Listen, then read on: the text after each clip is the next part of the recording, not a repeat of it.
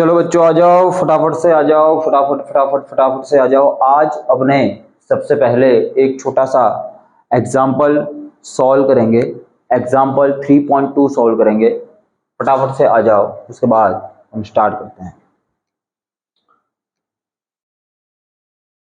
आ जाओ जानवी, आ जाओ ध्रुव, आ जाओ हेमांगी, सौम्य, ऋषिकेश, फटाफट से आ जाओ।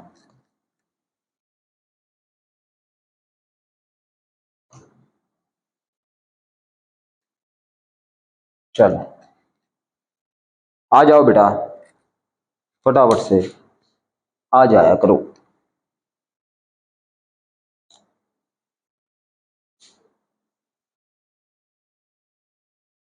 चलो बेटा हम स्टार्ट करते हैं फटाफट से, ठीक है। फटाफट से अपने स्टार्ट करते हैं कहानी को कि इसके अंदर हमें क्या करना है, इस कहानी के अंदर हमें क्या देखना है, क्या बोल रहा है ये एग्जाम्पल, ये देखते हैं। हमें एक छोटी सी रिएक्शन दी गई है बेटा, N2O5 का क्या हो रहा है बेटा, डीकम्पोजिशन हो रहा है, ठीक है। किसके अंदर, NO2 और O2 के अंदर। ध्यान से सुनना मेरी बात को कि N2O5 का डीकम्पोजिशन हो रहा है NO2 और O2 के अंदर। तो इसके लिए हमें क्या पूछता है, ये पहले तो मैं बता देता हूं क्या पूछता है। क्वेश्चन है आपका, आंसर लिखना है आपको। क्या पूछा है, क्या पूछा है, रेट ऑफ रिएक्शन। यहाँ पे रेट ऑफ रिएक्शन क्या होगा, ये चीज हमसे पूछी गई है। इसके लिए उन्होंने हमें क्या दिया है बेटा, इनिशियल कंसंट्रेशन किसकी दी है बेटा, N2O5 की, और फाइनल कंसंट्रेशन भी किसकी दी है बेटा, N2O5 की। तो जब शुरुआत करी थी रिएक्शन की तब N2O5 की कंसंट्रेशन थी बेटा 2.33, और 184 मिनट के बाद वो फाइनल कंसंट्रेशन कितनी होगी बेटा 2.08। तो यहाँ से यहाँ तक गए तो 184 मिनट जो हुआ उसके अंदर आपका रेट ऑफ रिएक्शन क्या है। तो आपके सामने सिंपल सा क्या लिखा है बेटा, आपके सामने इक्वेशन लिखी, तो इक्वेशन के ऊपर से आप रेट ऑफ रिएक्शन लिख सकते हैं। Rate of reaction is equal to क्या लिखेंगे बेटा, यहाँ पे देखो हमारे सही सारी की सारी कहानी किसके अकॉर्डिंगली दी गई है बेटा, रिएक्टेंट के अकॉर्डिंगली दी गई है। मतलब कि इस कहानी को हम रिएक्टेंट के फॉर्म में, मतलब रेट ऑफ रिएक्शन को किसके फॉर्म में लिखेंगे बेटा, रिएक्टेंट के फॉर्म में लिखेंगे। तो किस तरीके से लिखेंगे, देखो ये है स्टिचियोमेट्रिक कोएफिशिएंट, ठीक है। तो जब भी ये दिया गया होगा आप उतने से ही उसको क्या कर देंगे बेटा, डिवाइड कर लेंगे, ठीक है, डिवाइड कर लेंगे। अभी क्या दिया है आपको N2O5, अभी क्या दिया है आपको N2O5, तो N2O5 डेल्टा N2O5 की कंसंट्रेशन, मतलब कि N2O5 के कंसंट्रेशन में क्या चेंजेस आ रहे हैं, और उसके लिए कितना टाइम लगेगा, उसके अंदर कितना टाइम का चेंजेस आएगा। ये रिएक्टेंट की बातें हैं, तो याद करो जब भी रिएक्टेंट की बातें होती हैं हम आगे क्या लगाते हैं बेटा, नेगेटिव का साइन लगाते हैं। क्यों, क्योंकि जैसे टाइम बीतता जाता है आपका रिएक्टेंट ये क्या शो करता है कि आपका रिएक्टेंट की क्वांटिटी क्या हो जाएगी, आपके रिएक्टेंट की कंसंट्रेशन क्या हो जाएगी बेटा, डिक्रीज हो जाएगी। ये नेगेटिव का सिंबल क्या करता है बेटा, रिप्रेजेंट करता है। सिंपल सा फंडा है। अभी तो बस वैल्यूज रखनी है 1/2 डेल्टा N2O5, मतलब कि शुरुआत में कितनी थी और फाइनल कितनी हो गई। तो शुरुआत मतलब फाइनल माइनस शुरुआत करते हैं, तो 2.08 minus 2.33 upon delta D. Time के अंदर कितना डिफरेंस है बेटा, टाइम के अंदर हमको 184 माइनस 0, ठीक है, 184 माइनस 0। अभी इन दोनों का कितना आ जाएगा, 33 के अंदर से जब 8 जाते हैं तो यहाँ पे कुछ वैल्यू बचेगी बेटा 25,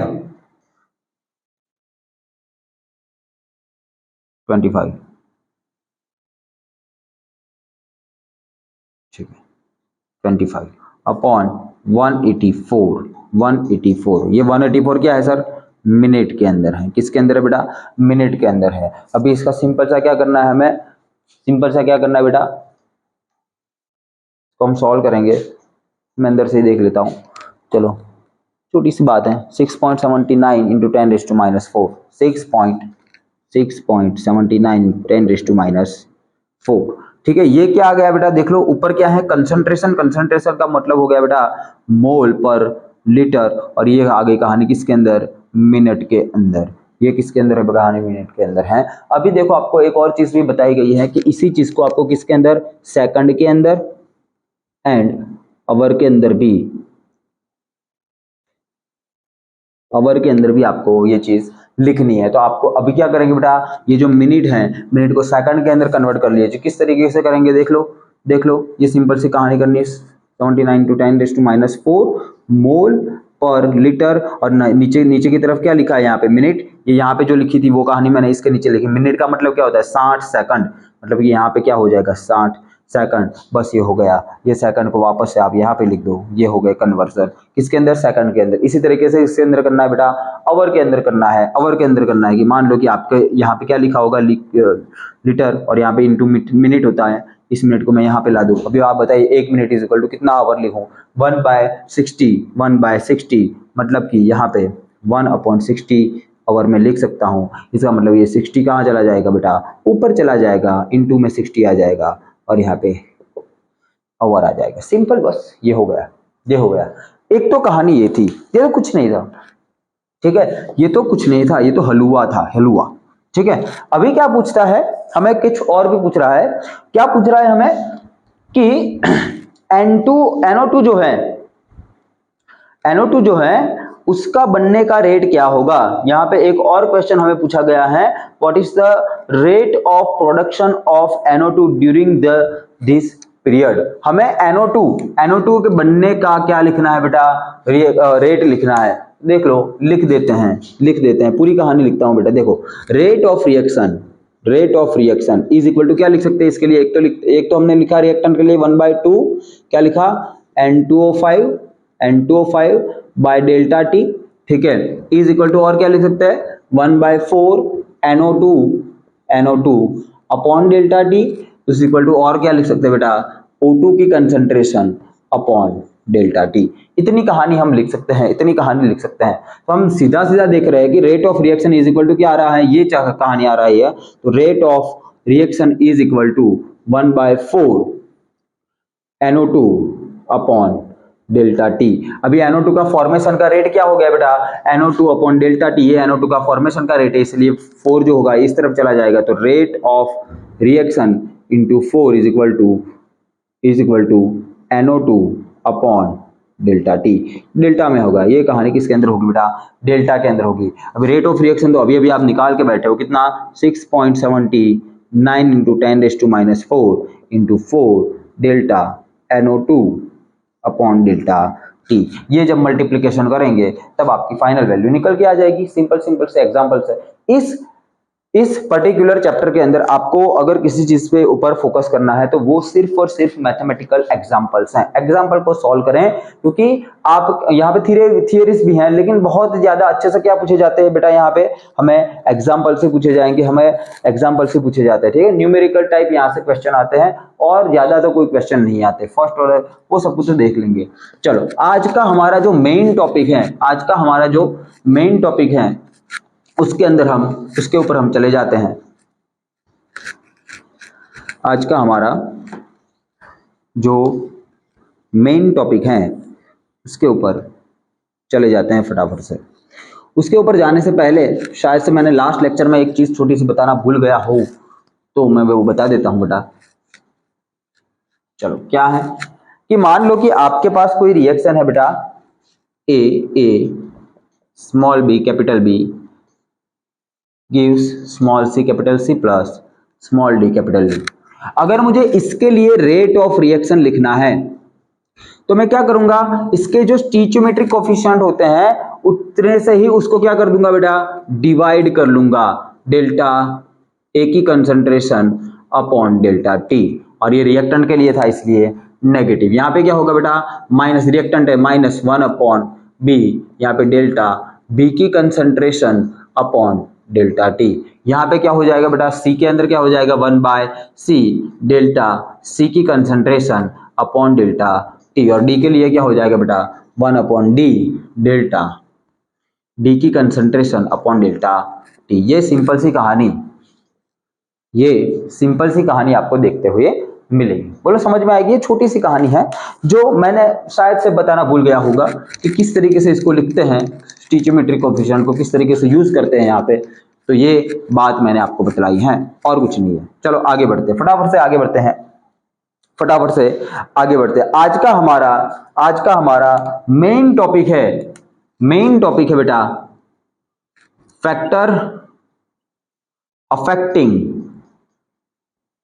on rate of reaction, factor affecting on rate of reaction, rate of reaction के ऊपर कौन कौन सी चीजें अफेक्ट करती हैं, उसके अंदर बहुत सारी चीजें अफेक्ट करती हैं, जैसे कि कंसंट्रेशन हो गया, कंसंट्रेशन ऑफ रिएक्टेंट,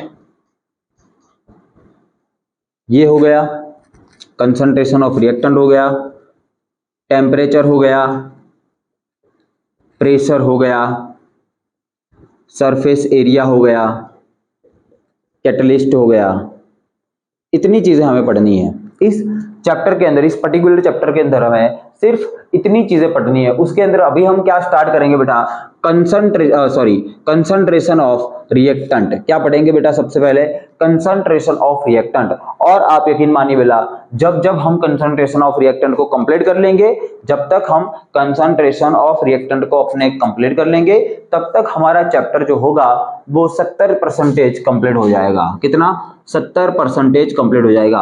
और मैक्सिमम जो आपको एग्जांपल्स देखने को मिलेंगे, आपका जो भी एक्सरसाइज है उसके अंदर जो भी मैक्सिमम एग्जांपल्स है वो किसके पॉइंट ऑफ व्यू से हम कैलकुलेट करते हैं, या फिर किसके पॉइंट ऑफ व्यू से हम देखते हैं, कंसंट्रेशन ऑफ रिएक्टेंट के पॉइंट ऑफ व्यू से लिखते हैं। चलो कहानी को और सारी की सारी कहानियां तो देख लेंगे, वो तो छोटी मोटी कहानियां हैं, वो तो छोटी मोटी चुटकुले हैं बेटा, बराबर। हमें तो सबसे पहले किसको खत्म करना है, कंसंट्रेशन ऑफ रिएक्टेंट के ऊपर जाना है, कंसंट्रेशन ऑफ रिएक्टेंट के ऊपर जाना है। चल, क्या होता है कंसंट्रेशन ऑफ रिएक्टेंट, और वो हमारे रेट ऑफ रिएक्शन को किस तरीके से अफेक्ट करता है, वो चीज हमारे रेट ऑफ रिएक्शन को किस तरीके से अफेक्ट करनी है वो हमें समझनी है। चलो आओ तुम्हें बताऊं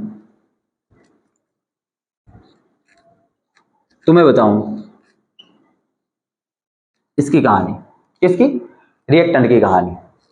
तो देखो, किसी भी तरह का आपकी अगर रिएक्शन है, किसी भी तरह की आपकी अगर रिएक्शन है, तो उसका जो रेट ऑफ रिएक्शन होता है, ध्यान से सुनना, जो उसका रेट ऑफ रिएक्शन होता है वो डायरेक्टली प्रोपोर्शनल होता है आपके रिएक्टेंट की कंसंट्रेशन के कोई पावर के। आप क्या बोल रहा हूं मैं, रेट ऑफ रिएक्शन अगर आपकी किसी भी तरह की इक्वेशन है, रिएक्शन है, तो उस रिएक्शन का रेट ऑफ रिएक्शन जो होगा वो डायरेक्टली प्रोपोर्शनल किसके होने वाला है बेटा, आपका जो भी रिएक्टेंट है उसके ऊपर कोई ना कोई क्या लगेगी, पावर लगेगी, उसके क्या होगा बेटा, ये डायरेक्टली प्रोपोर्शनल आपको देखने को मिलेगा। जब भी आप किसी भी तरह की रिएक्शन को इस फॉर्मेट के अंदर लिखेंगे, इस पर्टिकुलर फॉर्मेट के अंदर लिखेंगे, तब तक आप इस चीज को क्या बोलोगे बेटा, रेट लो या फिर रेट इक्वेशन या फिर रेट एक्सप्रेशन रेट लो बोल सकते हो, रेट इक्वेशन बोल सकते हो, या फिर रेट एक्सप्रेशन बोल सकते हो। आप तीनों के अंदर से किसी भी तरह के वर्ड का यूज कर सकते हो। बेसिकली हम रेट लो बोलेंगे, हम रेट लो बोलते हैं इसकी वजह से, बाकी तो हम ये तीनों की तीनों वर्ड आपको याद करने हैं, ठीक है, तीनों की तीनों चीजें आपको याद करनी। तो किसी भी पर्टिकुलर अगर आपके पास क्या है बेटा, रिएक्शन है, और वो रिएक्शन जो भी है उसका rate of reaction directly proportional किसके है, आपके रिएक्टेंट के कोई ना कोई पावर के डायरेक्टली प्रोपोर्शनल है, आपके रिएक्टेंट की कंसंट्रेशन के कोई ना कोई पावर के क्या है बेटा, डायरेक्टली प्रोपोर्शनल है। अगर इस फॉर्मेट के अंदर आप किसी भी तरह के इक्वेशन के रेट ऑफ रिएक्शन को लिखते हैं, तो इस चीज को क्या बोलते हैं बेटा, रेट लो बोल सकते हो, रेट इक्वेशन बोल सकते हो, या फिर रेट एक्सप्रेशन बोल सकते हो। बोलो, बात समझ में आएगी क्या? बात समझ में आएगी। सर क्या है ये चीज, क्यों है ये चीज, समझेंगे, धीरे धीरे आएगा, समझ में आएगा। चलो आगे बढ़ते हैं, थोड़ा बहुत आगे बढ़ते हैं। मान लो कि आपके सामने ये एक पर्टिकुलर क्या है बेटा, एक रिएक्शन ली है मैंने, कोई हाइपोथेटिकल रिएक्शन ली है, रिएक्टेंट R के अंदर से प्रोडक्ट P बन रही है, रिएक्टेंट R के अंदर से प्रोडक्ट P बन रही है। जब भी, एक और चीज, जब भी आप रेट लो की बात करेंगे, आपको मैंने बोला है किसकी कंसंट्रेशन लोगे आप, हमेशा ही रिएक्टेंट की कंसंट्रेशन लोगे। किसकी कंसंट्रेशन की बात करेंगे बेटा हम लोग, हमेशा ही हम रिएक्टेंट की कंसंट्रेशन की बातें करेंगे। किसकी, रिएक्टेंट की। प्रोडक्ट की किसी भी तरह की दिक्कत बात करने वाले नहीं, प्रोडक्ट की बात करते ही नहीं है तो कहानी ही नहीं होती। ठीक है, तो सर हमने इसके पहले एक और चीज निकाल के देखी रेट ऑफ रिएक्शन के लिए। तो rate of reaction is equal to क्या निकाला था हमने, rate of reaction is equal to क्या निकाला था, माइनस, ध्यान से देखना, माइनस डेल्टा आर की कंसंट्रेशन अपॉन डेल्टा टी। ये मैंने तब बताया था कि ये एवरेज वाली बातें हैं। ये कौन सी वाली बातें बेटा, एवरेज वाली बातें हैं। लेकिन मान लो कि आपको किसी एक पर्टिकुलर पॉइंट के ऊपर आपको रेट ऑफ रिएक्शन चाहिए, आपको किसी पर्टिकुलर पॉइंट के ऊपर अगर आपको रेट ऑफ रिएक्शन चाहिए, तो मतलब एक पर्टिकुलर मोमेंट के ऊपर अगर आपको रेट ऑफ रिएक्शन चाहिए, तब आप किसका क्या कर देते हो, डिफरेंशिएशन ले लेते हो। तो ये क्या हो जाएगा बेटा, rate of reaction is equal to D by dt of R, D by dt of R, D by dt of R. समझ में आएगी कहानी क्या, समझ में आएगी कहानी क्या। तो ये रेट ऑफ रिएक्शन है, ये भी रेट ऑफ रिएक्शन है। तो ये दोनों की दोनों इक्वेशंस जो हैं वो रेट ऑफ रिएक्शन के लिए आप यूज कर सकते हो। मतलब कि rate of reaction is equal to D by dt of R और आगे माइनस की सिंबल, और is equal to reactant R के ऊपर किसी एक्स का क्या होगा बेटा, पावर लगा होगा। एक्स की क्या लगी होगी, कोई भी हो सकती है, वो कोई भी हो सकता है, कुछ भी हो सकता है एक्स, ठीक है, कुछ भी हो सकता है एक्स, कुछ भी हो सकता है।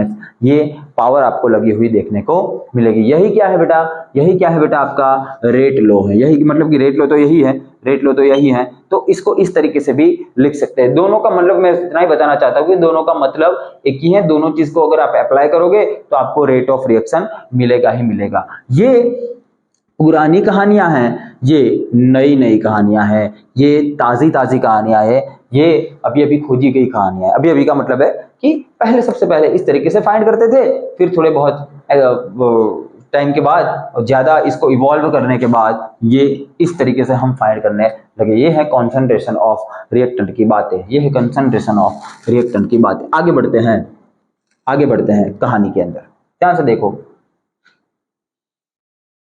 सर, फील नहीं आ रही है, फील देते हैं। चलो, इंपॉर्टेंट चीज देख लो, order of reaction, order of reaction. Sir क्या आया नया, order of reaction. Sir order of reaction क्या होता है, सबसे पहली कहानी ध्यान से देखते रहो, छोटी छोटी कहानियां हैं, फिर इन सभी को साथ में लेके हम कुछ नया बनाएंगे, इन सभी को साथ में लेके हम कुछ नया बनाएंगे। देखो ध्यान से देखो कहानी, ऑर्डर ऑफ रिएक्शन। सर क्या होता है ऑर्डर ऑफ रिएक्शन, जब भी आप किसी भी तरह की इक्वेशन को उसके रेट लो या फिर रेट इक्वेशन या फिर रेट एक्सप्रेशन के फॉर्मेट में लिखोगे, तब आपके रिएक्टेंट की कंसंट्रेशन के ऊपर जो भी पावर आप लगाते हो, जो भी पावर आप लगाते हो, उस पावर को, उस रिएक्शन का ऑर्डर ऑफ रिएक्शन बोला जाता है। मतलब कि मान लो कि आपके पास कोई ऐसी रिएक्शन है, अगर इसके लिए मुझे रेट ऑफ, मतलब कि रेट लो के फॉर्मेट में अगर इसको मुझे लिखना है, रेट लो के फॉर्म में अगर इसको मुझे लिखना है, तो मैं क्या लिखूंगा, rate of reaction is equal to, is equal to directly proportional to, क्या हो जाएगा बेटा, ए की कंसंट्रेशन उसके ऊपर एक्स एंड बी की कंसंट्रेशन इसके ऊपर वाई, बी की कंसंट्रेशन इसके ऊपर क्या लिख रहा हूं बेटा मैं, वाई। मतलब ये दोनों के दोनों क्या है बेटा, रिएक्टेंट है, तो ए रिएक्टेंट के ऊपर भी कुछ एक्स पावर लगेगी और बी के ऊपर भी कुछ वाई पावर लगेगी, और ये इन दोनों के कैसे रेट ऑफ रिएक्शन क्या होगा, इनके डायरेक्टली प्रोपोर्शनल होगा। अगर मैं यहां से प्रोपोर्शनलिटी सिंबल को हटाऊं तो यहां पे मुझे प्रोपोर्शनलिटी कांस्टेंट लगाना पड़ेगा, जो यहाँ पे के है। जो प्रोपोर्शनलिटी कांस्टेंट है इसको हम रेट कांस्टेंट बोलते हैं। क्या बोलते हैं बेटा? हम इसको रेट कांस्टेंट बोलते हैं। Rate of reaction is equal to k into a raise to x b raise to y. ये जो एक्स एंड वाई हैं, ये जो एक्स एंड वाई हैं, एक्स एंड वाई, इनका स्टीचियोमेट्री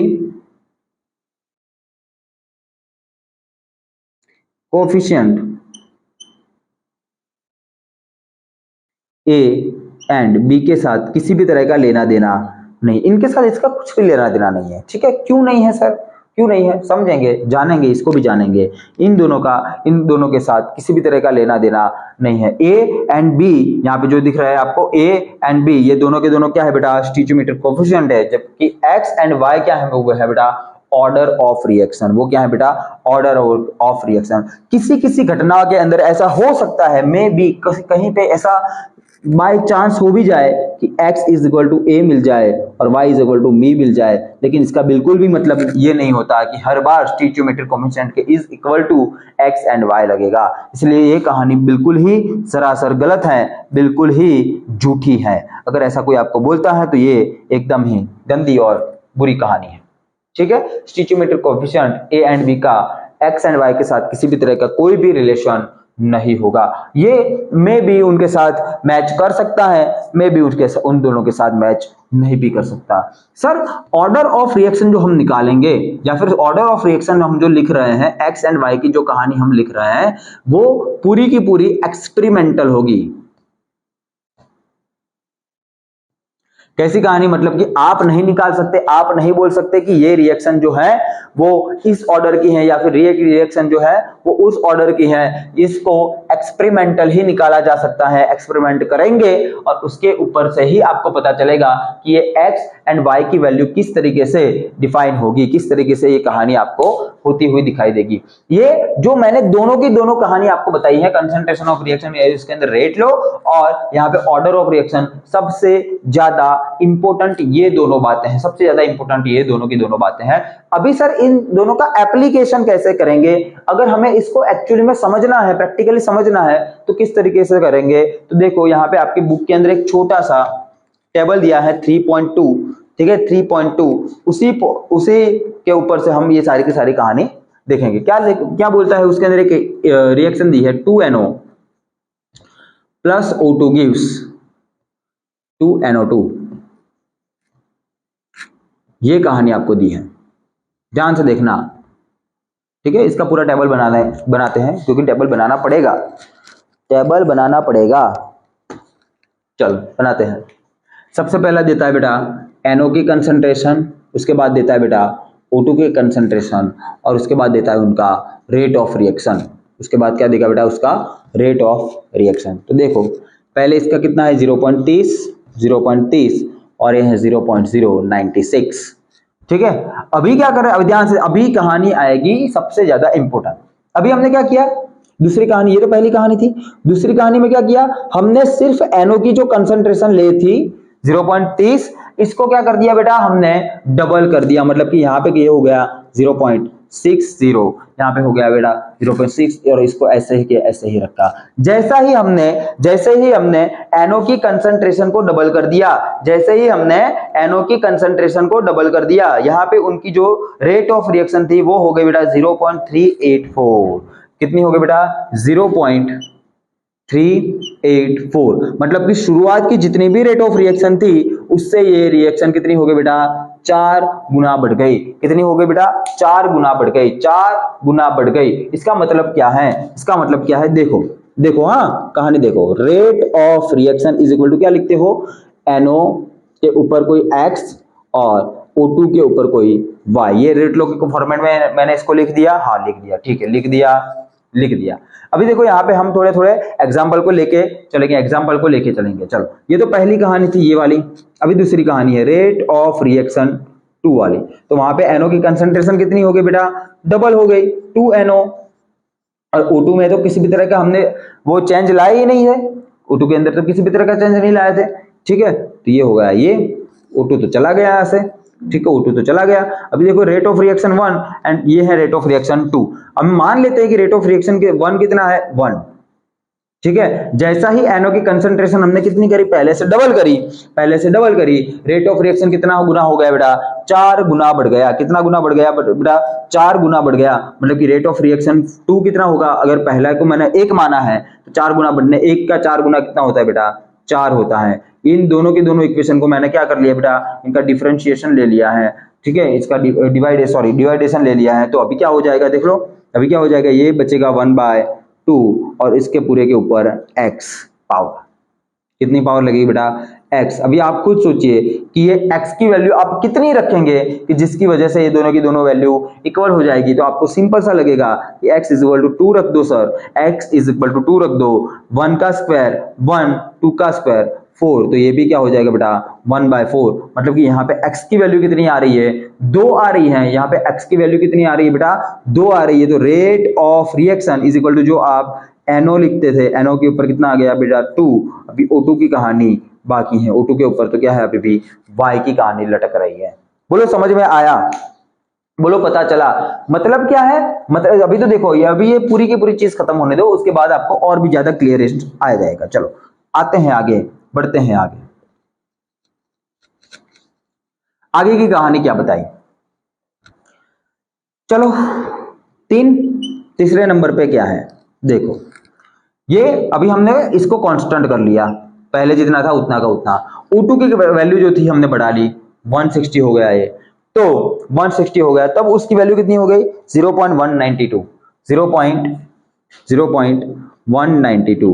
मतलब पहले जितना अभी उसका रेट ऑफ रिएक्शन था उससे 2 गुना रेट ऑफ रिएक्शन क्या हो गया बेटा, बढ़ गया है। तो वही की वही वैल्यूज हम फिर से लगाते हैं, क्या, रेट ऑफ रिएक्शन पहले वाला मतलब क्या हो गया बेटा, NO के ऊपर कुछ x और O2 के ऊपर कुछ y upon rate of reaction कौन सा वाला, दूसरा वाला, इज इक्वल टू NO का अंदर तो किसी भी तरह का चेंज नहीं लाए, लेकिन O2 की वैल्यू कितनी कर दी, पहले से डबल कर दी, मतलब कि 2O2y हो गया है।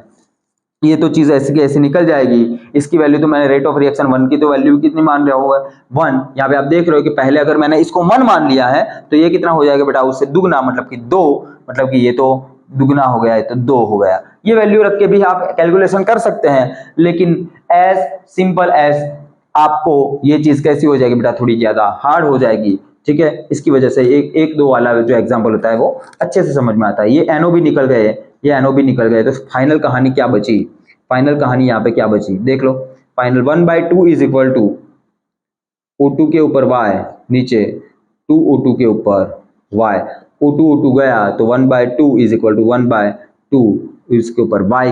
तो देख लो y के बराबर कितना, मैं y के इक्वल में कितनी वैल्यू रखूं कि जिसकी वजह से ये दोनों इक्वल हो जाएंगे, तो आप बोलोगे कि y की जगह पे 1 रख दो, ये दोनों के दोनों इक्वल हो जाएंगे। इसका मतलब कि यहाँ पे इस इक्वेशन के लिए रेट ऑफ रिएक्शन अगर हम लिखना चाहें तो किस तरीके से लिख सकते हैं कि K NO के ऊपर 2 और O2 के ऊपर कितनी, 1 की पावर आपको लिखती हुई दिखाई देगी। इसका मतलब क्या है सर, इसका मतलब क्या है, और इस रिएक्शन का ऑर्डर क्या है,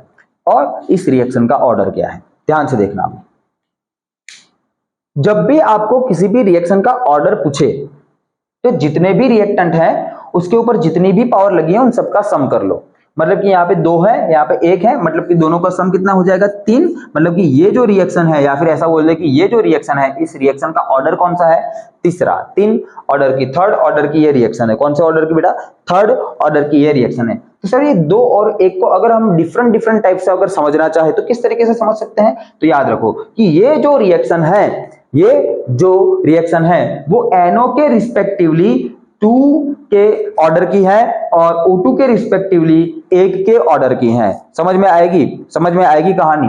अगर मैं NO और O2 को डिफरेंट टाइप से बोलना चाहूं तो मैं ऐसा बोल सकता हूं कि ये पूरी की पूरी जो रिएक्शन है वो NO के रिस्पेक्टिवली सेकंड ऑर्डर की रिएक्शन होगी और O2 के ऑर्डर रिस्पेक्टिवली फर्स्ट ऑर्डर की रिएक्शन आपको देखी जाएगी। एक के रिस्पेक्टिवली सेकंड ऑर्डर होगा और दूसरे के रिस्पेक्टिवली फर्स्ट ऑर्डर आपको देखा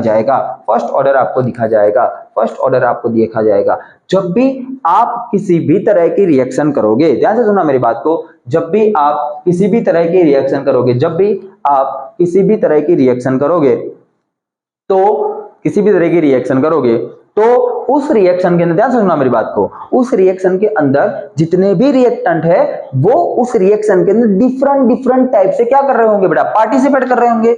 समझ रहे हो? उन सभी की रिएक्टिविटी कैसी होगी बेटा, डिफरेंट डिफरेंट होगी। अगर यहाँ पे अगर हम इस रिएक्शन की बात करें तो NO और O2 एक दूसरे के साथ जब मिल रहे हैं तो इन दोनों की रिएक्टिविटी कैसी होगी बेटा, अलग अलग होगी। सिंपल सा फंडा कैसी होगी बेटा, अलग अलग होगी।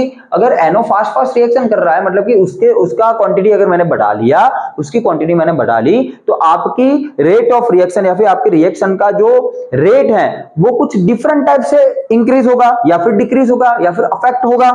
और O2 की कंसंट्रेशन को अगर मैंने बढ़ाया चढ़ाया कुछ भी किया तो उसके रिस्पेक्टिवली भी आपकी रिएक्शन का जो भी रेट ऑफ रिएक्शन है वो डिफरेंट डिफरेंट टाइप से आपको क्या दिखता हुआ मिलेगा बेटा, उसके रेट ऑफ रिएक्शन के अंदर डिफरेंट डिफरेंट टाइप से वो अफेक्ट होगी कहानी।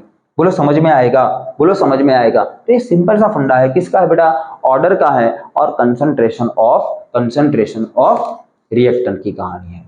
ये छोटी छोटी बातें आपको समझ लेनी है, ठीक है, ये छोटी छोटी बातें आपको समझ लेनी है। चलो एक और छोटी सी बात है, क्या कि आपकी रिएक्शन अगर किसी भी तरह की ऑर्डर की हुई, आपकी रिएक्शन अगर किसी भी तरह की ऑर्डर की हुई तो यहाँ पे जो हम रेट कांस्टेंट लगाते हैं उस रेट कांस्टेंट का यूनिट क्या बनेगा, यूनिट क्या बनेगा। तो चलो एक छोटी सी यहाँ पे बात कर लेते हैं, क्या यूनिट की बात कर लेते हैं। देख लो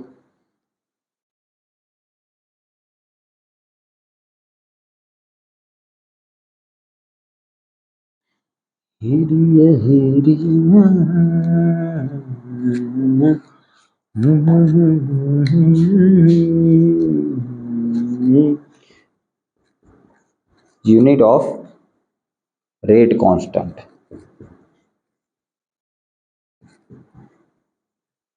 यूनिट ऑफ रेट कांस्टेंट। चलो क्या है यूनिट ऑफ रेट कांस्टेंट, कैसे इसको हम देखेंगे। देखो एक छोटा सा एग्जांपल देखो, R gives P, कोई हाइपोथेटिकल हमने रिएक्शन मान ली कि रिएक्टेंट प्रोडक्ट P के अंदर कन्वर्ट हो रहा है। अगर मैं इसके लिए रेट ऑफ रिएक्शन लिखूं, ध्यान से देखना, is equal to K into R के ऊपर कोई भी XYZ वैल्यू मुझे मिल सकती है। N लिखा है, N का मतलब हो गया कि ये ऑर्डर ऑफ रिएक्शन है, ये है ऑर्डर ऑफ रिएक्शन, ये है ऑर्डर ऑफ रिएक्शन, ठीक है। किसकी वैल्यू निकालनी है हमें, K का यूनिट चाहिए, तो K इज इक्वल टू क्या लिख सकते हैं हम, rate of reaction upon R की कंसंट्रेशन के ऊपर N की वैल्यू, N की वैल्यू। सर ठीक है ठीक है, आपने तो ऐसा ले लिया, अगर हमारे सामने कोई ऐसी वैल्यू आ जाए, इस तरीके का आ जाए, तब तो हम कंफ्यूज हो जाएंगे। अरे कोई कंफ्यूजन की बात नहीं है, लगाओ rate of reaction is equal to क्या लिखोगे यहाँ पे, ए के ऊपर कोई x और b के ऊपर कुछ y। समझ में आता है ना, क्योंकि ये तो स्टोइचियोमेट्रिक कोएफिशिएंट है, ये तो ऑर्डर ऑफ रिएक्शन लिख रहा है, तो स्टोइचियोमेट्रिक कोएफिशिएंट और ऑर्डर ऑफ रिएक्शन के अंदर किसी भी तरह का तालमेल नहीं होता है, इसकी वजह से मैंने इस तरीके से लिखा है। अभी सॉरी, इज इक्वल टू के, यहाँ पे के लिखना भूल गया, तो के इज इक्वल टू क्या हो जाएगा बेटा, रेट ऑफ रिएक्शन अपॉन ए के ऊपर x और b के ऊपर y। अभी देखो रेट ऑफ रिएक्शन का यहाँ पर दोनों को पैरेलली चलते हैं। चलो रेट ऑफ रिएक्शन का वो क्या हो जाएगा, यूनिट क्या होता है बेटा, अभी हमने निकाला था कि मोल पर लीटर इनटू सेकंड, ठीक है ठीक है, अपॉन, ये तो रेट ऑफ रिएक्शन की बात हो गई, ये रिएक्टेंट है लेकिन रिएक्टेंट की क्या है, कंसंट्रेशन, और कंसंट्रेशन का मतलब क्या हो गया, मोल पर लीटर, और उसका कितना वैल्यू है n। बोलो समझ में आई कहानी। यहाँ पे देखो रेट ऑफ रिएक्शन का तो कितना हो जाएगा, वो तो समझ में आ गया, मोल पर लीटर इनटू सेकंड, ठीक है, ये तो हो गया। अभी इन दोनों की कहानी देखो, एक ही कहानी भी यही होगी बेटा, मोल पर लीटर, क्योंकि ये एक ही कंसंट्रेशन है, और कंसंट्रेशन का तो कितना वैल्यू होता है, यूनिट क्या होता है, मोल पर लीटर, उसकी x, और यहाँ पे b का कंसंट्रेशन तो उसका भी मोल पर लीटर का y। अभी दोनों का बेस कैसा है बेटा, सेम टू सेम है, तो आप उन दोनों की जो पावर है उनका क्या कर देते हो, सम कर देते हो, तो यहाँ पे क्या लिख सकते हो, मोल पर लीटर इंटू सेकंड अपॉन, ये भी क्या हो जाएगा बेटा, पूरा का पूरा मोल पर litre into x plus Y, और x प्लस वाई तो क्या हो गया बेटा आपका ऑर्डर ऑफ रिएक्शन हो गया, x plus y is equal to तो आपका ऑर्डर ऑफ रिएक्शन हो गया, तो x plus y is equal to क्या लिख सकते हो n। तो जैसे यहाँ पे n लिखोगे ये दोनों की दोनों वैल्यू आ गई, देख लो मोल पर लीटर x प्लस वाई की जगह पे n रख दो, ये हो गई कहानी सिंपल। चलो आओ आगे कहानी के अंदर आगे बढ़ते हैं। अभी आप देखो, अभी आप देखो क्या देखेंगे, देखो ये मोल पर लीटर है, इसको ऊपर ले आते हैं तो मोल पर लीटर, ये तो पूरा का पूरा अलग कर लिया, इसके ऊपर तो एक है, ये पूरी की पूरी कहानी अगर ऊपर आ गई तो मोल पर लीटर और ये माइनस एन हो जाएगा इनटू ये सेकंड ऐसा का ऐसा ही। बोलो समझ में आएगा, बोलो पता, सॉरी सेकंड ऐसा कैसे का, सेकंड भी ऊपर आ जाएगा तो सेकंड की माइनस वन, सेकंड की माइनस वन। समझते हो, समझते हो भाई, समझ में आएगी कहानी, देख लो देख लो अच्छे से देखना है, ठीक है। तो अभी क्या हो जाएगा देखो, अगर आपको मैथमेटिक्स के अंदर थोड़ी बहुत दिक्कत है, जैसे कि इसके अंदर तो कोई बड़ा मैथमेटिक्स नहीं लगाया है, लेकिन आपको बता देता हूं कि ये न्यूमिनेटर है उसका डिनोमिनेटर है, डिनोमिनेटर में जाएगा जैसा ही जाएगा ये एस नीचे आ जाएगा, सेकंड सेकंड को ऊपर लाना पड़ेगा तो इसलिए एस की माइनस वन लिख दी, बस इतना ही है और कुछ नहीं है। अभी देखो बेस फिर से सेम टू सेम है, तो यहाँ पे क्या लिख सकते हैं, मोल पर litre 1 minus n into second की माइनस वन। लो कहानी हो गई खत्म। ये बेसिक वैल्यू है, ये एक बेसिक यूनिट आ गया आपका किसका, रेट कांस्टेंट का। सर रेट कांस्टेंट का यूज क्या होगा बेटा, रेट कांस्टेंट की वैल्यू या फिर उसका यूनिट आपको बताएगा कि आपकी जो रिएक्शन है, ठीक है, आपकी जो रिएक्शन है वो कौन से ऑर्डर की है, आपकी जो रिएक्शन है वो कौन से ऑर्डर की है, ये चीज कौन बताएगा आपको। के की वैल्यू मान लो कि अगर आपकी रिएक्शन मान लेते हैं कि 0th ऑर्डर की है, तो उसके लिए के की वैल्यू क्या होगी, मतलब कि के का यूनिट क्या होगा। तो यहाँ पे n इज इक्वल टू सिर्फ क्या रखोगे, n इज इक्वल टू 0 रखोगे, तो मोल पर लीटर 1 माइनस 0, और ये हो गया लो मोल पर लीटर इंटू सेकंड इनवर्स हो गए। अगर आपको आप बोलो कि मेरा इस बार ऑर्डर ऑफ रिएक्शन कितना है 1, फर्स्ट ऑर्डर रिएक्शन के लिए के की वैल्यू क्या होगी, मतलब के का यूनिट क्या होगा, तो के इज इक्वल टू क्या होता है बेटा हमारा मोल पर लीटर 1 माइनस एन सेकंड की माइनस वन, तो मोल पर लीटर एन की जगह पे क्या रख दोगे एक 1 माइनस वन 0, 1 माइनस वन 0, ये पूरी की पूरी वैल्यू चली गई, लास्ट में बचा क्या सिर्फ सेकंड इनवर्स, ठीक है। अगर मान लो कि n इज इक्वल टू 2 है, सेकंड ऑर्डर की रिएक्शन अगर आपको दे देते हैं तो k इज इक्वल टू मोल पर लीटर क्या होगा 1 माइनस एन का मतलब हो गया 1 माइनस टू, सेकंड की माइनस वन, 1 माइनस टू का मतलब हो गया माइनस वन। अगर ये इस तरीके से ना लिखा हो तो ऐसा भी कर सकते हैं लीटर पर मोल सेकंड इन, या कुछ भी लिख सकते हैं, ठीक है। तो ये छोटी सी कहानी है, किसके बारे में है ये कहानी, फैक्टर अफेक्टिंग, फैक्टर अफेक्टिंग किसके ऊपर है बेटा, आपके रेट ऑफ रिएक्शन। उसके अंदर पहली चीज पढ़ना स्टार्ट की है, क्या है वो, concentration of reactant, concentration of reactant. एक कहानी याद रखनी है रेट लो के बारे में, रेट लो के बारे में, दूसरी कहानी याद रखनी है बेटा आपको ऑर्डर ऑफ द रिएक्शन के बारे में, तीसरी कहानी याद रखनी है कि आप जब भी रेट ऑफ रिएक्शन लिखेंगे, सॉरी रेट लो लिखेंगे, तब तक क्या आएगा आपके सामने, कौन आएगा बेटा आपके सामने, कौन आएगा, कौन आएगा, के आएगा। के का मतलब क्या हो जाता है बेटा, रेट कांस्टेंट, और आपको उसका क्या निकालना पड़ेगा बेटा, यूनिट निकालने की कहानी है। ये तीन कहानियां आपको बहुत अच्छी तरीके से समझनी है। चलो सबसे पहले इन तीन कहानियों को आपको सबसे पहले समझना पड़ेगा। चलो इसके बारे में एक और छोटी सी कहानी में बताता हूं कि ये जो आप देखते हो ना ऑर्डर ऑफ रिएक्शन, तो ऑर्डर जो होता है ना वो बेटा 0 भी हो सकता है, 1 2 3 फ्रैक्शन भी हो सकता है, बहुत रेयर रिएक्शन के लिए नेगेटिव भी हो सकता है। तो ये सारी की सारी बातें डिपेंड करती हैं, ये डिपेंड करती है कि ऑर्डर ऑफ रिएक्शन कुछ भी हो सकता है, ऑर्डर ऑफ रिएक्शन कुछ भी हो सकता है, ठीक है। चलिए इतना देख लीजिए, फटाफट से देख लीजिए इतना।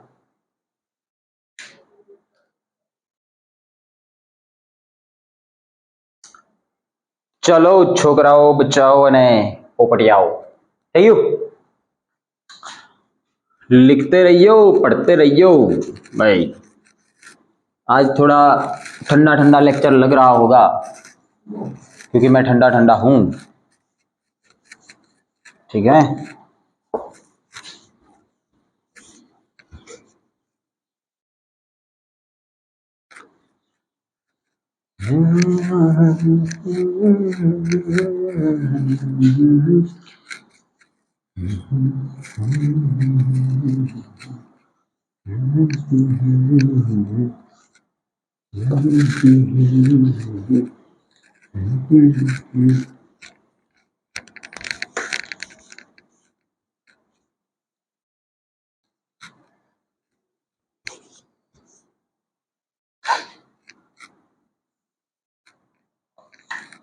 चलो अभी एक छोटा सा एक और टॉपिक है बेटा, वो देख लेते हैं क्या है।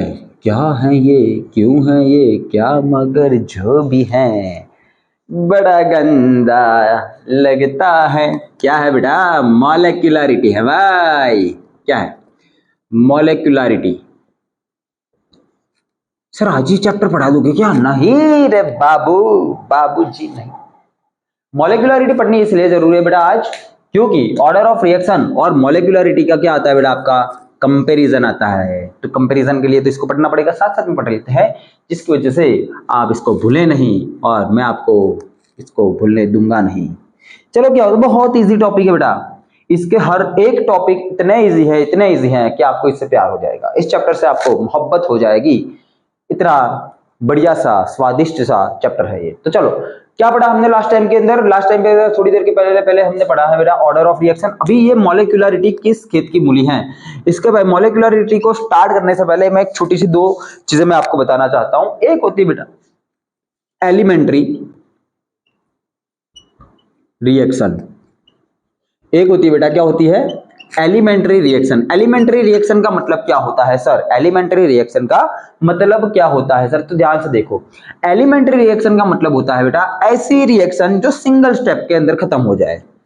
सिंगल स्टेप रिएक्शन खत्म, जो सिंगल स्टेप के अंदर खत्म हो जाए उसको क्या बोलते हैं बेटा? Elementary reaction. और दूसरी होती है बेटा कॉम्प्लेक्स रिएक्शन। नाम के ऊपर से ही समझ में आ गया होगा कि अच्छा ये तो कॉम्प्लेक्स वाली है, और कॉम्प्लेक्स वाली होती हैं तो सिंगल नहीं होती है। समझ गए प्यारी, समझ गई।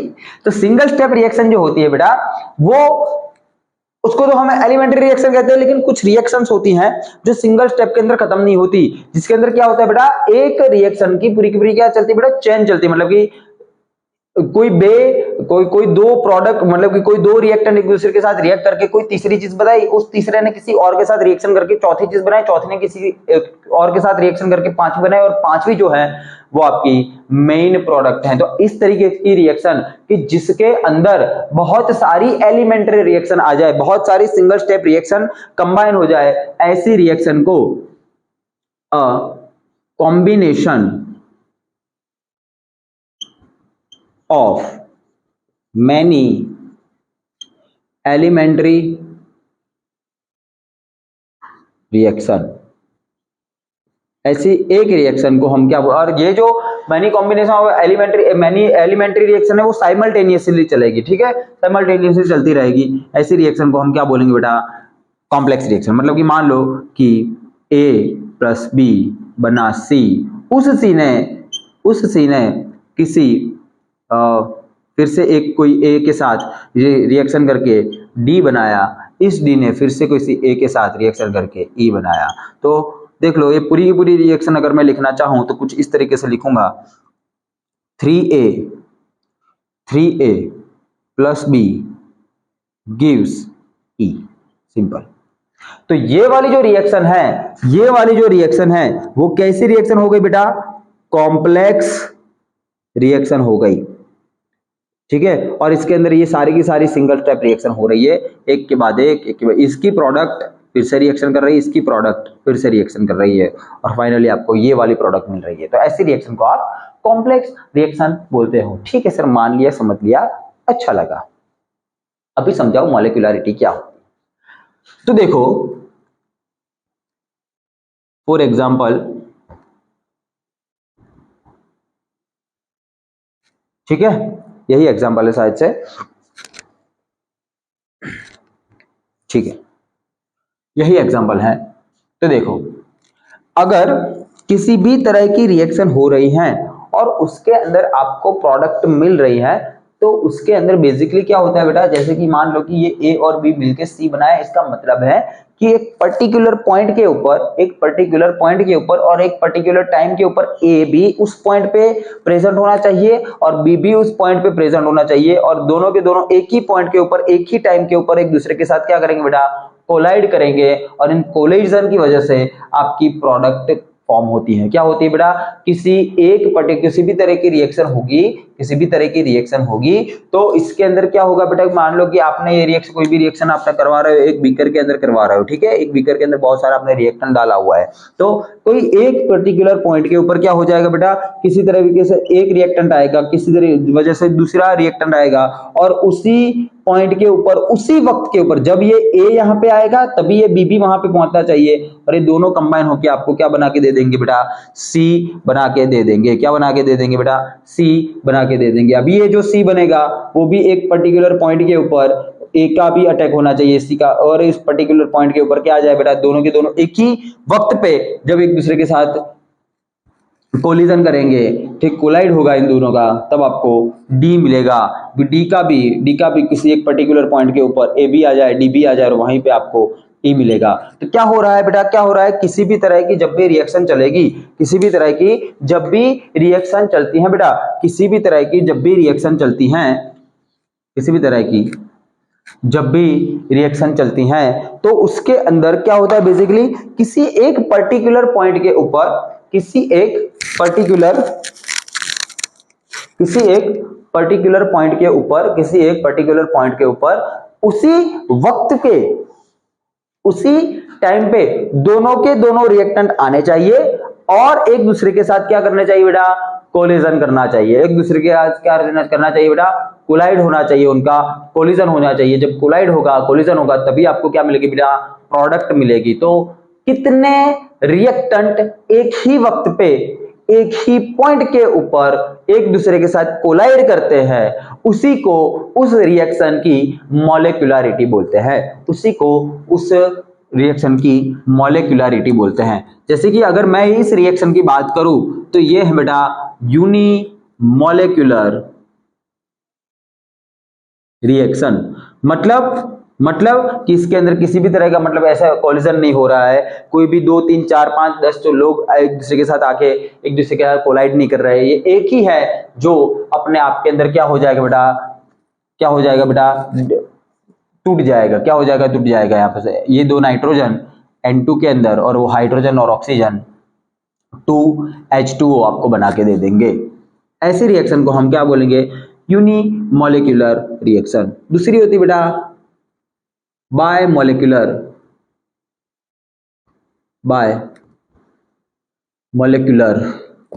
Reaction.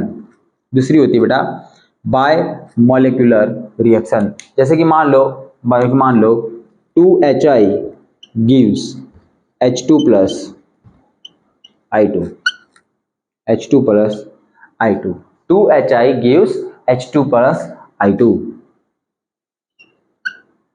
2HI gives H2 plus I2, 2HI gives H2 plus I2। अब देखो क्या होगा इसके अंदर, क्या होगा, देखो HI है, हाँ है, दूसरा भी HI है, हाँ है, ये दोनों के दोनों HI एक पर्टिकुलर पॉइंट पे ऊपर आके क्या करेंगे, एक दूसरे के साथ कोलिजन करेंगे, एक दूसरे के साथ अथड़ाएंगे, टकराएंगे, टकराव की वजह से क्या हो जाएगा, ये दोनों के दोनों हाइड्रोजन बॉन्ड बनाएंगे, ये दोनों के दोनों आयोडीन अपने एक दूसरे के साथ बॉन्ड बनाएंगे, और दोनों के बीच का बॉन्ड जो होगा वो टूट जाएगा, जिसकी वजह से आपको H2 और I2 जैसी प्रोडक्ट मिलेगी। तो ऐसे को हम बायमॉलिक्यूलर बोलते हैं, ऐसे को हम क्या बोलते हैं बेटा, बायमॉलिक्यूलर बोलते हैं। उसी तरह अभी आपको आइडिया आ गया होगा, अच्छा जी ये कहानी है भाई। तो इसके बाद क्या आएगा, अब तो आपको भी पता चल गया होगा क्या आएगा बेटा, तीसरी कहानी ट्राइमॉलिक्यूलर।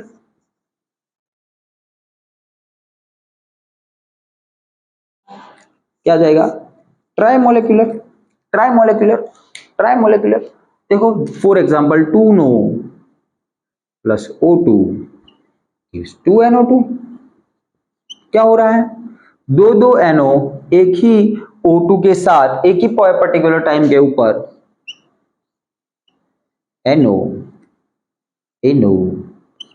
O2 सभी के सभी एक पर्टिकुलर पॉइंट के ऊपर एक दूसरे के साथ जैसे ही क्या करेंगे बेटा, कोलाइड करेंगे, वहां से आपको 2NO दिखेगा, 2NO बनेगा, वहां से क्या बनेगा बेटा, बनेगा, ठीक है, 2NO बनेगा। सिंपल सा, इसको क्या बोलेंगे बेटा, ट्राई मोलिकुलर रिएक्शन। ऐसे रिएक्शन कैसे हो जाएगी बेटा, इसको बोलेंगे ट्राई मोलिकुलर। तो इसकी मोलिकुलरिटी कितनी हो गई बेटा, 3 हो गई। इसकी मोलिकुलरिटी कितनी हो गई बेटा, 3 हो गई। इसकी मोलिकुलरिटी कितनी हो गई बेटा, 3 हो गई, ठीक है। इसकी मोलिकुलरिटी कितनी हो गई बेटा, 3 हो गई सर, ठीक है।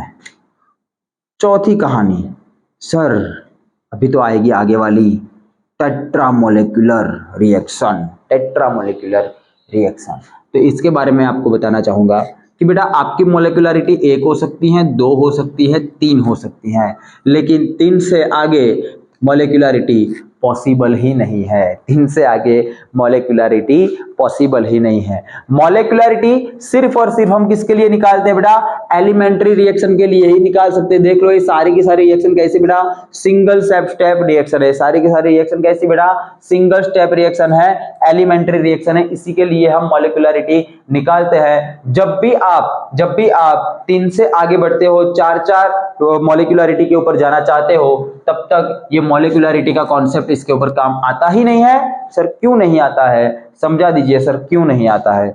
देख लो एक छोटा सा एग्जांपल देता हूं मैं कि क्यों नहीं आता है। आपने बेटा एक चीज देखी होगी, आपने रिले रेस देखी होगी, है ना। क्या देखा होगा आपने, रिले रेस देखी होगी। रेस समझ में आती है, हाँ सर, बहुत भागते हैं दिन भर में, बहुत सारी रेस खेले हैं, भागते ही रहते हैं, ठीक है। मान लो कि यहां पे है चिंकू, यहां पे है पिंकू, यहां है डिंकू, और यहां पे है बेटा रिंकू। ओहो, अच्छा सेटिंग हो गया।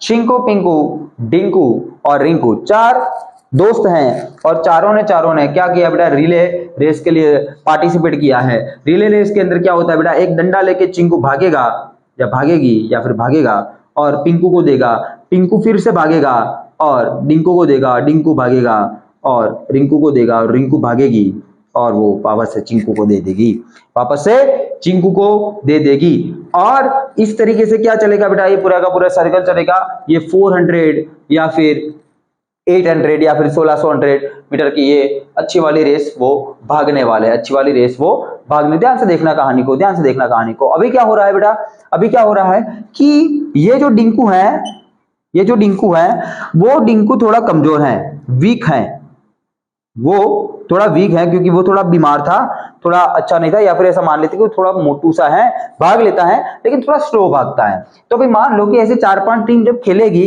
तब इस टीम का जो विनिंग,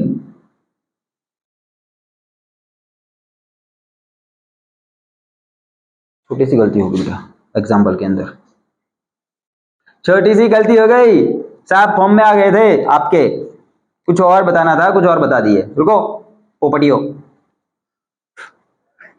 ठीक है, ये तो बाद वाला एग्जाम्पल है, ठीक है। चलो हमें तो ये समझना था कि 4 मोलिकुलरिटी क्यों नहीं हो सकती। तो देखो फॉर एग्जाम्पल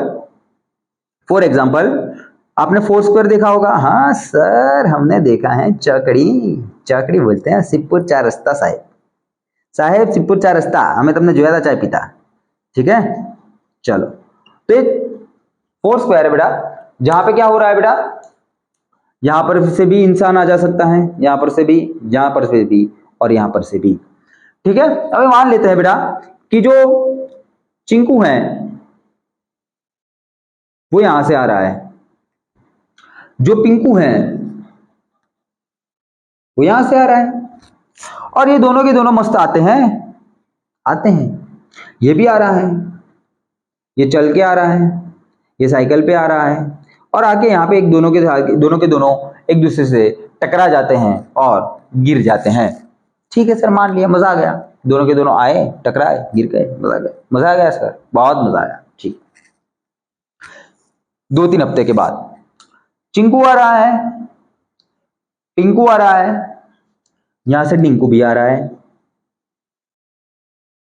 अपनी मोटर बाइक के ऊपर, अपनी मोटर बाइक के ऊपर बैठ के आ रहा है।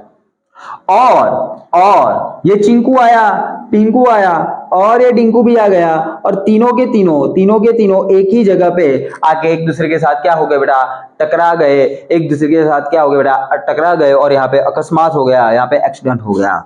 यहाँ पे एक अच्छा वाला एक्सीडेंट हो गया। वो बेचारा अपनी नई नई साइकिल लेके आ रहा था, ये अपनी कुछ भी लेके आ रहा था, ये अपनी मोटर बाइक पे लेके आ रहा था। तीनों के तीनों आए और एक ही पॉइंट पे आके तीनों के तीनों एक ही साथ अथड़ा गए, टकरा गए, कोलाइड हो गए। दोनों के दोनों एक दूसरे, तीनों के तीनों एक दूसरे के साथ टकरा गए। आप बताइए बेटा इसकी पॉसिबिलिटी कितनी है? आप बताइए। आप बोलोगे सर हम समझते हैं कि एक इंसान आ रहा था, दूसरा इंसान आ रहा था, दोनों के दोनों एक दूसरे के साथ टकरा गए। ठीक है सर, हम समझते हैं, हम प्यारे बच्चे, हम समझ लेंगे ये बात को, ठीक है, हम मान लेंगे। लेकिन सर आप ये बोल रहे हो कि एक इंसान यहां से आ रहा है, दूसरा इंसान यहां से आ रहा है, तीसरा इंसान यहां से आ रहा है, ठीक है, ये भी मान लिया, और तीनों के दिनों एक ही पर्टिकुलर पॉइंट के ऊपर, एक ही पर्टिकुलर टाइम के ऊपर तीनों के दिनों आते हैं और एक दूसरे के साथ टकरा जाते हैं। सर ये हम नहीं मान सकते, ये हम नहीं मान सकते। इसकी पॉसिबिलिटी कैसी है? बहुत ही कम, बहुत ही कम। और अभी मैं आपको ऐसा बोलूं कि यहां से बेटा रिंकू भी आ रही थी, पंछी बनूं, उड़ती फिरूं मस्त गगन में, ऐसे करते करते आ रही थी। यहां से ये चिंकू, ये पिंकू, ये डिंकू, ये रिंकू आए, और चारों के चारों एक ही पोजीशन पे आए और टकराए। इसकी पॉसिबिलिटी तो सर हम जीरो मानेंगे, हम तो मानते ही नहीं कि ये पॉसिबल है। तो यही कहानी है बेटा। आपको मैंने सबसे पहले मॉलिक्यूलरिटी के अंदर वही कहानी बताई थी कि मॉलिक्यूलरिटी क्या है, कि एक पर्टिकुलर टाइम पे, एक पर्टिकुलर पॉइंट पे, एक पर्टिकुलर टाइम पे और एक पर्टिकुलर पॉइंट पे क्या होना चाहिए बेटा, सारे के सारे मॉलिक्यूल एक दूसरे के साथ आके टकराने चाहिए। लेकिन आप तो देख रहे हो कि यहाँ पे जो तीन चीज एक दूसरे के साथ एक पॉइंट पे, एक पर्टिकुलर टाइम पे टकरा जाए, ठीक है, ठीक है, ये तो मान भी लिया, लेकिन ये चार चीजें एक दूसरे के साथ टकराए, ये तो हम नहीं मानते। ऐसा हो सकता है सर दो टकरा गए, उसके बाद तीसरा आया, उसके बाद चौथा आया, ये मान सकते हैं सर कि ये तीनों के, ऐसा भी हो सकता है कि ये तीनों के तीनों आ गए, लेकिन चारों के चारों एक ही पोजीशन पे एक ही टाइम पे। ना सर ना, ऐसे गप्पे मत छोला करो, ऐसी बातें ना बताया करो, दिल दुख जाता है हमारा। इसी वजह से बेटा यही कहानी मैं आपको बताना चाहता हूं कि एक पर्टिकुलर पॉइंट पे, एक पर्टिकुलर जगह पे, एक ही वक्त पे इतने सारे मॉलिक्यूल या फिर इतने सारे लोग एक दूसरे के साथ अथड़ाए, एक दूसरे के साथ टकराए, इसकी पॉसिबिलिटी कैसी बेटा, बहुत ही ज्यादा कम है। इसकी वजह से मैक्सिमम मॉलिक्यूलरिटी कितनी हो सकती है बेटा, 3 हो सकती हैं। कितनी हो सकती है बेटा, 3 हो सकती हैं। 3 से ज्यादा पॉसिबल है ही नहीं, 3 से ज्यादा पॉसिबल है ही नहीं, 3 से ज्यादा पॉसिबल है ही नहीं। अच्छा, ठीक है सर, रुकिए सर, हमारे पास कुछ है, बताओ सर। एक रिएक्शन लिखते हैं, लिखवाओ, हम बताते हैं, आप लिखो। KClO3 6 FeSO4, KClO3 plus 6 FeSO4 plus 3H2SO4, 3H2SO4 gives KCl plus 2Fe2SO4 tries plus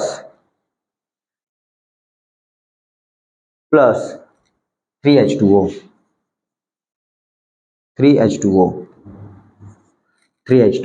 लो सर, ये 3, ये 6, ये 3 9 और ये 1, ये हो गए सर 10 मॉलिक्यूल। आपने बोला यहाँ पे कुछ नहीं है यूनिमॉलिक्यूलर, 2 हैं बायमॉलिक्यूलर, 2 और 1 3 लोग टकरा रहे हैं ट्राई मॉलिक्यूलर, 10 टकरा रहे हैं डेका मॉलिक्यूलर, ठीक है। ओ बापा रे, ठीक है बेटा, ठीक है, इसको भी समझते हैं। जब भी देखो मतलब है कुछ, यहाँ पे जो मैं बता रहा हूं इसका मतलब है कि आपकी मॉलिक्यूलरिटी कितनी हो सकती है बेटा, ठीक है, 3 या 3 से कम, ठीक है, 3 या 3 से कम, 3 से तो सर यहाँ पे तो 10 दिख रही हैं, बल्ले बल्ले दे शावा शावा, यहाँ पे तो 10 दिख रही हैं। लेकिन बेटा ऐसा नहीं होता, जब भी आपकी मॉलिक्यूलरिटी 3 से ज्यादा मिले, 4, 5, 6, 7, 8, 9, 10 ऐसी जब भी आपको मॉलिक्यूलरिटी मिले, तब तक आपको समझना है कि ऐसी रिएक्शंस जो हैं वो सिंगल स्टेप के अंदर हो ही नहीं सकती, वो सिंगल स्टेप के अंदर पॉसिबल है ही नहीं। उसके लिए मल्टीपल स्टेप्स लगाने पड़ेंगे और ऐसी रिएक्शन को हम कॉम्प्लेक्स रिएक्शन बोलेंगे। ये एक तरह की कॉम्प्लेक्स रिएक्शन है, ये एक तरह की कॉम्प्लेक्स रिएक्शन है। यहाँ पे मैंने उसका एग्जांपल दिया ही है कि मान लो कि इस तरीके की कोई एग्जांपल देखो, जैसे कि ये 3 और 1 हो गया, ये इसकी मॉलिक्यूलरिटी कितनी हो गई बेटा, 4 मॉलिक्यूलरिटी हो गई, वो पॉसिबल नहीं है। 4 मॉलिक्यूलरिटी का मतलब है कि ये मल्टीपल स्टेप के अंदर हो रही होगी। देख लो आप, मल्टीपल स्टेप के अंदर आपको होती हुई दिख रही है, 1 स्टेप, सेकंड, थर्ड स्टेप, और ये तीनों के तीनों स्टेप की इस वाली कहानी है। ठीक है सर, ठीक है सर, अब समझ में आ गया है कि मॉलिक्यूलरिटी जो होगी वो 3 तक होगी। 3 से ज्यादा जब भी हो, उसका मतलब होता है कि वो एलिमेंट्री रिएक्शन नहीं होगी, सिंगल स्टेप वाली रिएक्शन नहीं होगी, वो मल्टीपल स्टेप वाली रिएक्शन होगी, जो कॉम्प्लेक्स रिएक्शन बोली जाएगी, जो कॉम्प्लेक्स रिएक्शन बोली जाएगी। और ऐसी कॉम्प्लेक्स रिएक्शन के लिए मॉलिक्यूलरिटी का इतना बड़ा कोई भी तरह का सिग्निफिकेंस नहीं है। फिर भी सर अगर हमें कुछ बोलना हो तो हम इतना बोल सकते हैं कि जितनी भी रिएक्शंस होती हैं, जितनी भी कॉम्प्लेक्स रिएक्शन होती हैं, उसके अंदर जितने भी स्टेप होंगे, उसके अंदर से सबसे जो स्लोएस्ट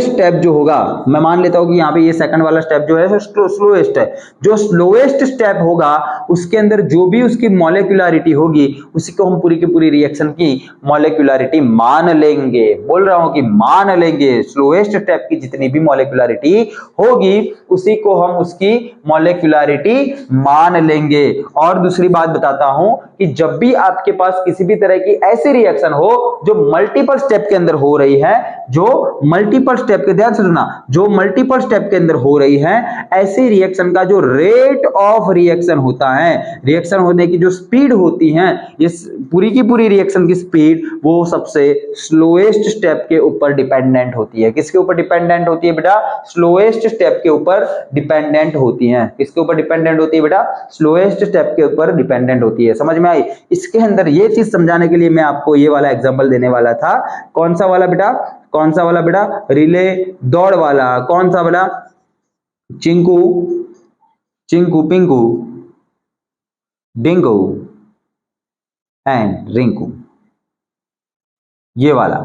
तो यहाँ पे क्या हो रहा था कि मान लो कि चारों के चारों भागेंगे, ऐसे बहुत सारी टीम्स भागे, ये तो एक ही टीम की बात है। तो इस टीम की पूरी पॉसिबिलिटी किसके ऊपर है बेटा? डिंकू पे ऊपर है। क्यों डिंकू के ऊपर है? क्योंकि डिंकू जो है वो थोड़ा सा मोटू है, और ये अगर मोटू है तो ये सबसे धीमा भागेगा, ये सबसे स्लो भागेगा। अगर डिंकू फास्ट भाग गया तो यही टीम जीतेगी, अगर डिंकू धीरे भागा तो वो कितने, ये तीनों के तीनों कितना भी फास्ट भाग ले, ये पूरी की पूरी टीम क्या होने वाली बेटा? हारने ही वाली है।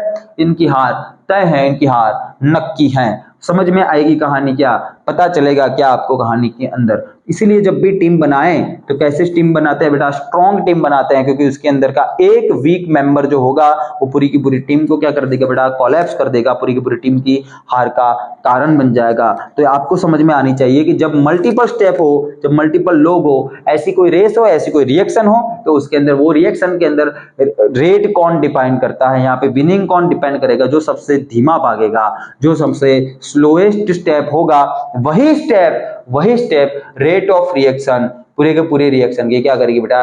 डिपेंडेंट होगी। ये जो पूरी की पूरी रिएक्शन है, ये जो पूरी की पूरी रिएक्शन है, ये पूरी की पूरी रिएक्शन वो ये स्लोएस्ट स्टेप के ऊपर क्या होगी बेटा? डिपेंडेंट आपको होती हुई दिखाई देगी। बोलो बात समझ में आएगी? बोलो बात समझ में आएगी? ये दो कहानियां हैं जो आपको अच्छी तरीके से याद करनी है। अभी इन दोनों का एक छोटा सा कंपैरिजन कर लेते हैं। किस किस का सर? किस किस का? एक तो मॉलिक्यूलरिटी का, और एक ऑर्डर ऑफ रिएक्शन का। छोटे छोटे 2-3 पॉइंट हैं जो आपको याद कर ले हैं। चलो क्या है सर? देखते हैं क्या है वो, देखते हैं। मॉलिक्यूलरिटी और ऑर्डर ऑफ रिएक्शन। ठीक है, क्या है सर, देख लेते हैं। देखो मॉलिक्यूलरिटी जो होती है,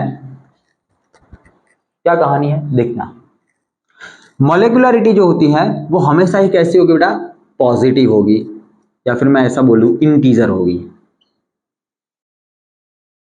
ठीक है, 1 2 3 ऐसी होगी।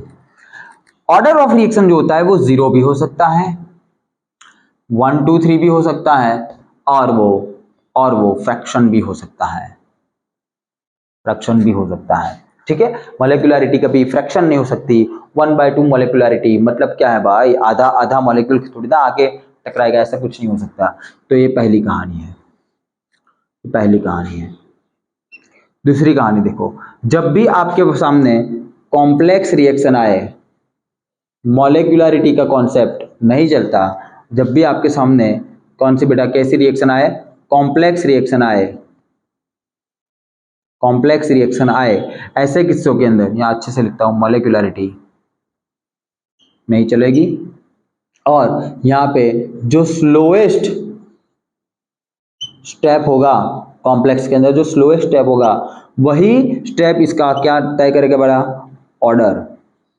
और इसके अंदर भी जो स्लोएस्ट स्टेप होगा उसी को उसकी क्या बोल देंगे बेटा, मॉलिक्यूलरिटी। उसी को क्या बोल देंगे बेटा, उसकी मॉलिक्यूलरिटी। उसी को क्या बोल देंगे बेटा, उसकी मॉलिक्यूलरिटी। बोलो बात समझ में आएगी, बात समझ में आएगी। ठीक है, छोटी छोटी दो कहानियां हैं जो आपको बतलानी है।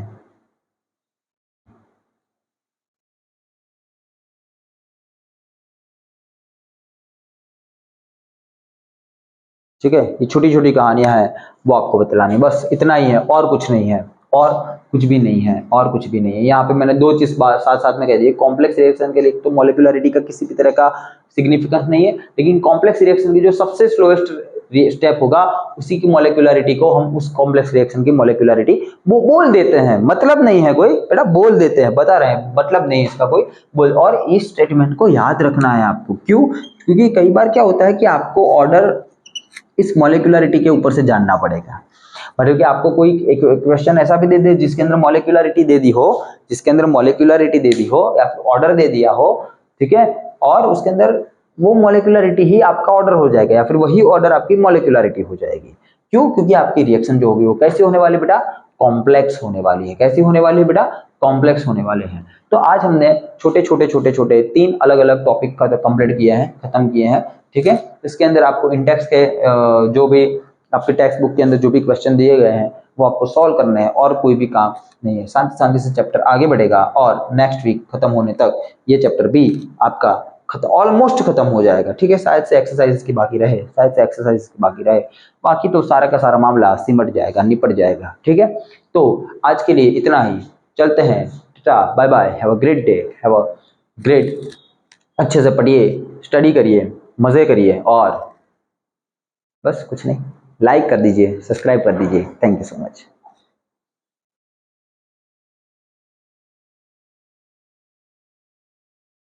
लाइक करना है बेटा, लाइक नहीं आ रही है।